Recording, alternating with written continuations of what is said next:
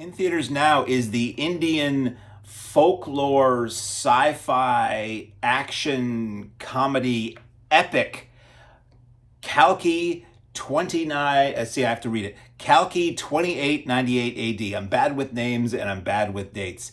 This is a pretty amazing feat here. This takes elements of, directed by Nag Ashwin, by the way, and starring Prabhas, Amitabh, Bachchan, and Kamal Hassan. Had to read the names because they're not names I'm familiar with, unfortunately. I love Indian films, but I haven't watched enough to really start retaining the names. So this is a film epic in scope, a part one of at least two.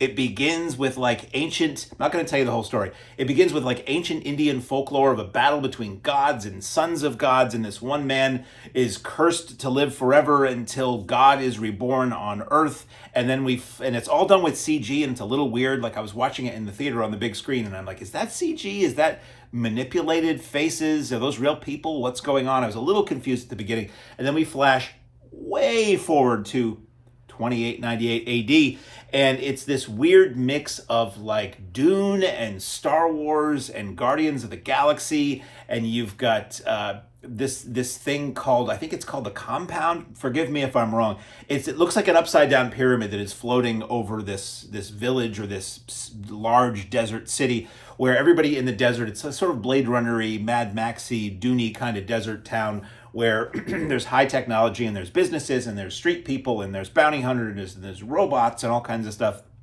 And this big upside down pyramid is where some people go to work every day and the elite live there. It's the glass tower. It's where all the rich people go. And one of our heroes, the very, very Peter Quill kind of guy hero, bounty hunter, is looking to make enough money to live there. And everything is beautiful, and it's the land of milk and honey, and that's where you go to be rich and have all your dreams come true. And they have limitless water and resorts and all sorts of things like that. So he's a very, as I said, Peter Quill, Han Solo kind of character. Rough and tumble, goofy, silly guy who knows how to fight when he needs to. And there's this showpiece fight scene that involves all kinds of people and all kinds of gadgets and people flipping up in the air, and it's really wonderful and ridiculous. And this movie is just nuts. It's a lot. It is 3 hours long, but for an Indian film being 3 hours is like an American film being 2 hours and 10 minutes. It's just a little bit longer than how long they typically are. And the effects are good for the most part. I kind of wished at times that some of the action was a little bit better and that some of the humor was a little bit funnier, but this movie gives you so much and so much ridiculousness with, not to give anything away, but that man that I've talked about at the beginning who is cursed to live until the God is reborn. He shows up at some point and he's like this 8-foot white bearded old man, ass-kicking giant who nothing will get in his way and nothing can stop him from his duty to support or get or protect or help bring about the birth of the child that is the chosen one.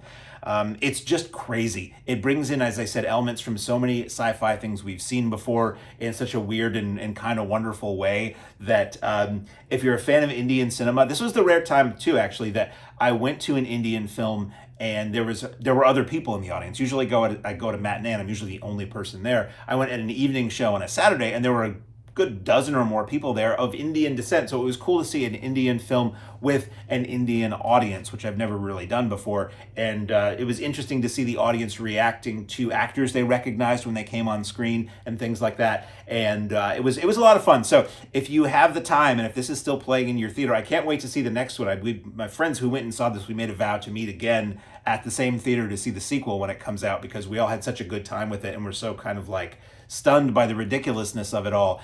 We don't know when the sequel is coming, but apparently it is. In theaters currently, soon to be on streaming maybe by the time you see this, is Kalki 2898 AD. Oh boy, was this film wonderfully nutty.